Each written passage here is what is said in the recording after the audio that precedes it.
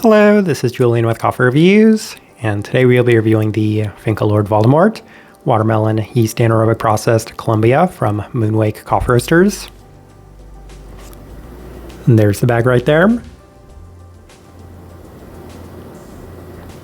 And Moonwake, based out of San Jose, California. And this coffee is our October 2025 Coffee of the Month, as is voted on by you guys as the coffee you most want to see us review. And if all goes to plan, then this review should be coming out on Thanksgiving Day. And if reviewing a heavily processed Colombian coffee that you guys picked out for us doesn't demonstrate how thankful we are for your guys' support, then I really don't know what will. But Moonwake is a coffee roaster that has appeared on this channel on several occasions. However, this is our first time reviewing one of their coffees since they have transitioned over to Loring.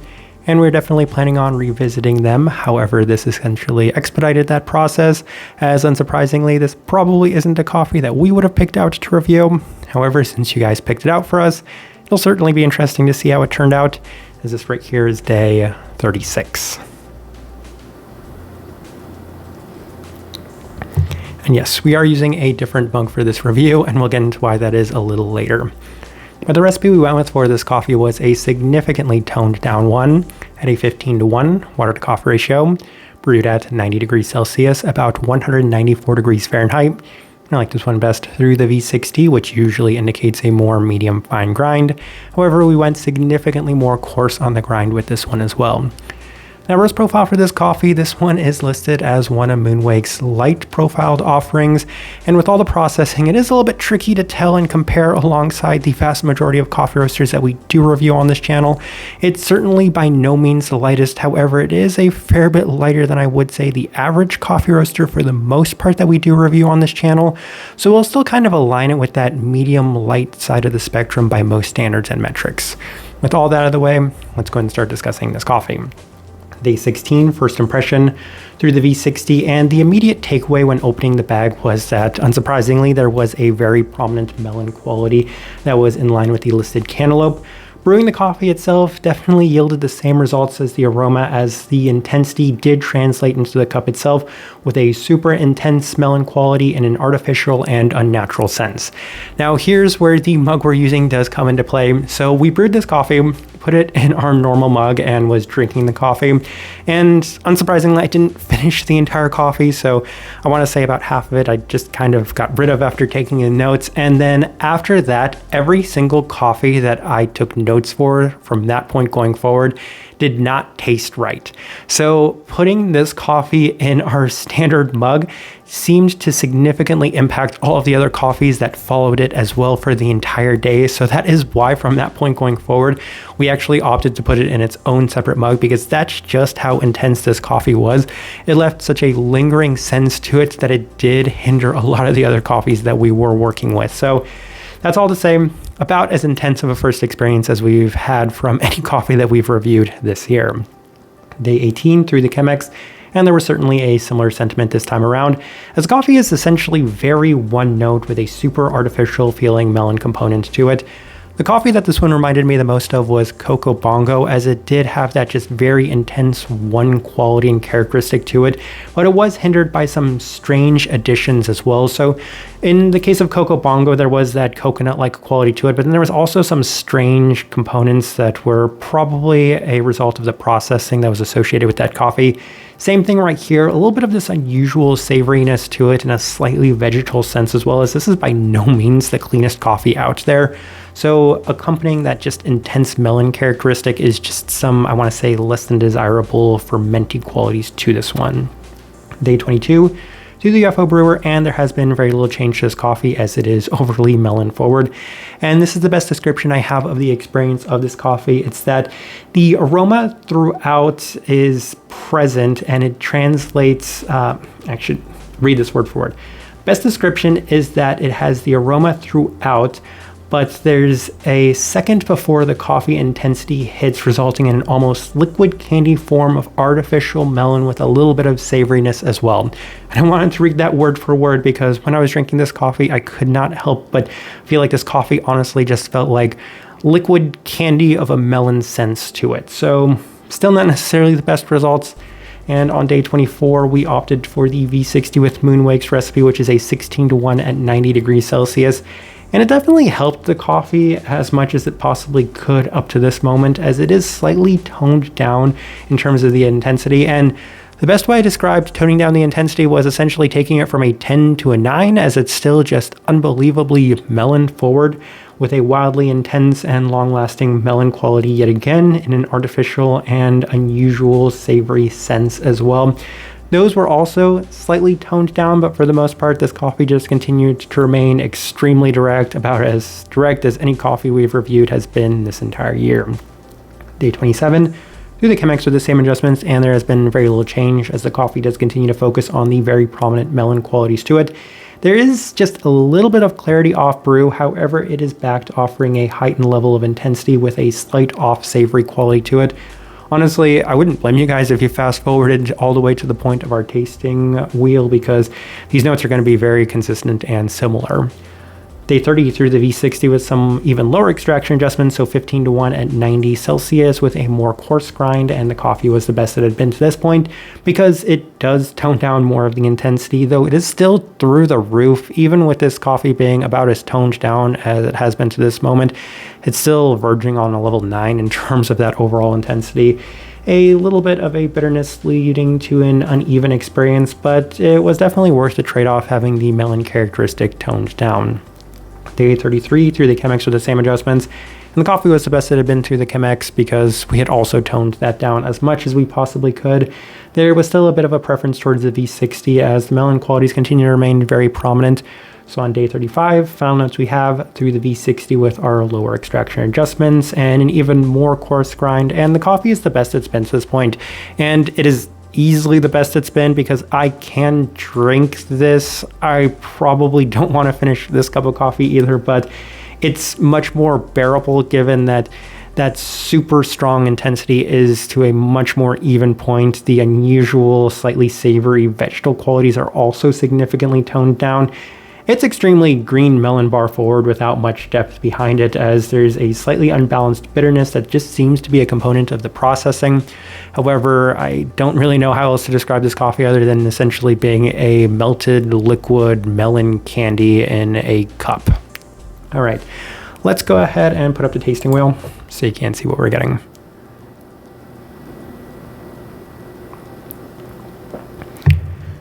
And this is definitely one of the most unusual tasting wheels we've ever had, so let's go through it. We have 3 level 5s, and none of those will come as a surprise whatsoever. We have the finish, sweetness, and berry fruit all at a level 5. Let's go through those. We will start with the finish, level 5. So I need to put it into context as to just how long-lasting the finish is of this coffee. When we kept it at a more standard recipe, at a more standard extraction, then this coffee just seemed to linger on the palate to the point where it hindered enough other coffees that we were drinking or working on, and honestly couldn't taste anything for the most part for the rest of the day. That's just how intense this coffee was. Now, having this one toned down as much as we have still hasn't seemed to help, because the first time I took that sip in this review, I was still tasting it all the way up to the point where we took a second sip. So from this point going forward, I'll still be tasting this coffee all the way through the end of this review. That's just how long lasting the finish is. And to put the rest of it into context, I brewed this coffee one day, left for a couple of hours, got back, and my place still smelled like this coffee. So that also goes to demonstrate how intense this coffee is. Sweetness level 5. And that's one of those that is relative, and it could be as high as like a level 7 or a level 8. And I did get it toned down to a much more bearable point. However, even then, it is just so unbelievably sweet in an unnatural, artificial sense that level 5 is still where we have to put it. Wildly intense throughout. Berry fruit level 5, that is where we decided to put the melon characteristic. Melon, of course, being a berry, so we had to put that up there at the level 5. Super intense, probably one of, well, I should say definitely and easily the most intense melon forward experience that we've ever had from any coffee, without question. Melon, I wouldn't say is the most common or abundant characteristic in the majority of coffees that we review, but in the case of this one, it is about as direct and potent as possible. All right, let's go through the rest, and there are some unusual scores within this tasting wheel, and one that I really wanted to focus on is the acidity at level 2. I feel like that's a byproduct of toning this coffee down about as low as possible, because I do imagine that on the earlier days when we were pushing this coffee to a normal level, then the brightness was probably a little bit higher than that too, but given just how toned down we went with our recipe on this coffee, level 2 is where the acidity ended up being. Not necessarily the brightest coffee, and usually with super processed coffees, the acidity is through the roof, but this one, just based off the adjustments we made, did keep that a little bit more toned down.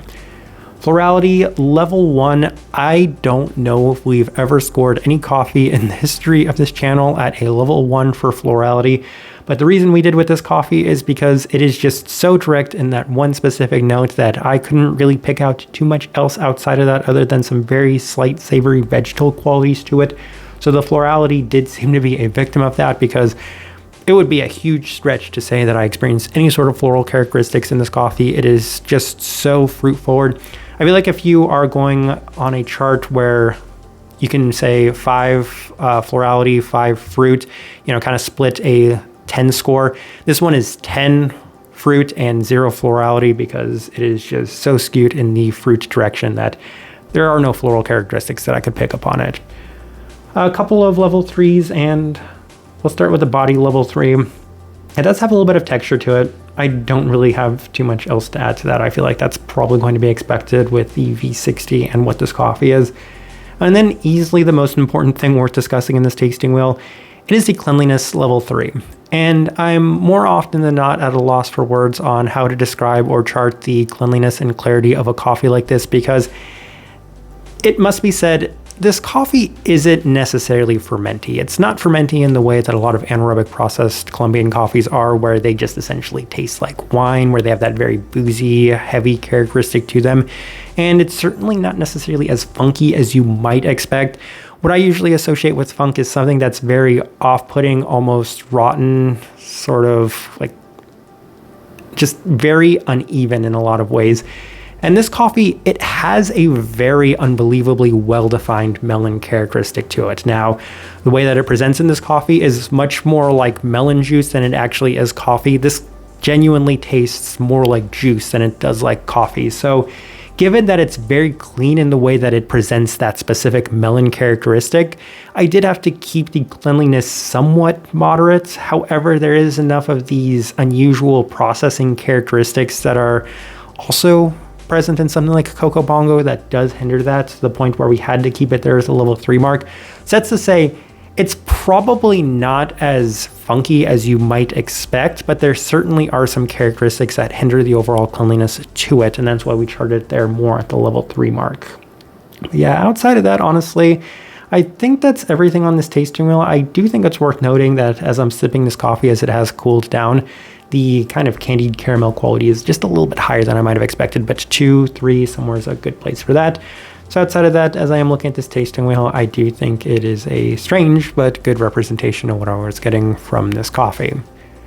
All right, so my overall thoughts and impressions of this coffee. When this one ended up winning the Coffee of the Month poll, I honestly thought we got away lucky, because I do imagine that the black and white Halloween candy coffee was probably worse. However, the first time I tried this coffee, I quickly began to wonder whether or not that was actually the case, because this coffee, unsurprisingly, was a very difficult drink for me. Now, I should start with this.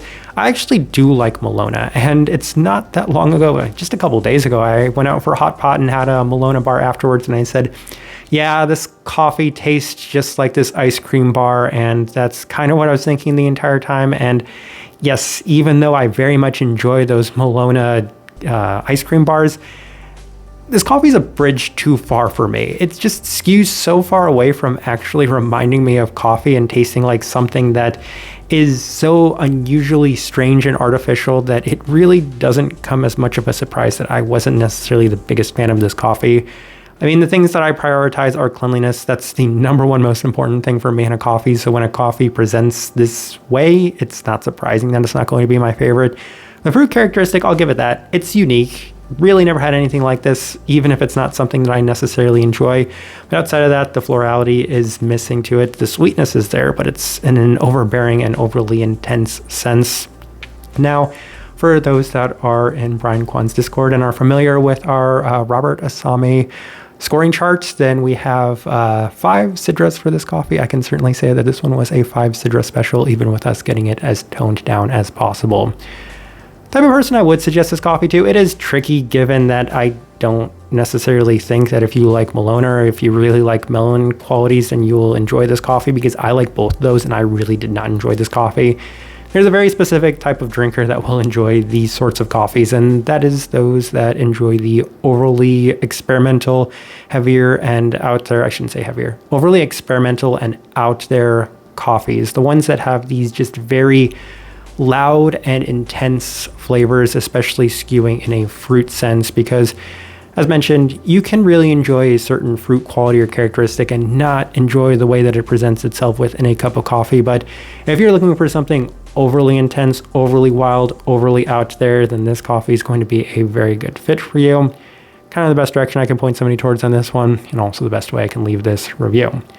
If you by chance had an opportunity to try this coffee, I'd definitely love to know your thoughts and impressions of it as well. If you're enjoying the content, give this video a like, subscribe if you're not already subscribed. This right here has been a review of the Finca Lord Voldemort Watermelon Yeast Anaerobic Processed Colombia from Moonwake Coffee Roasters. Thank you for watching.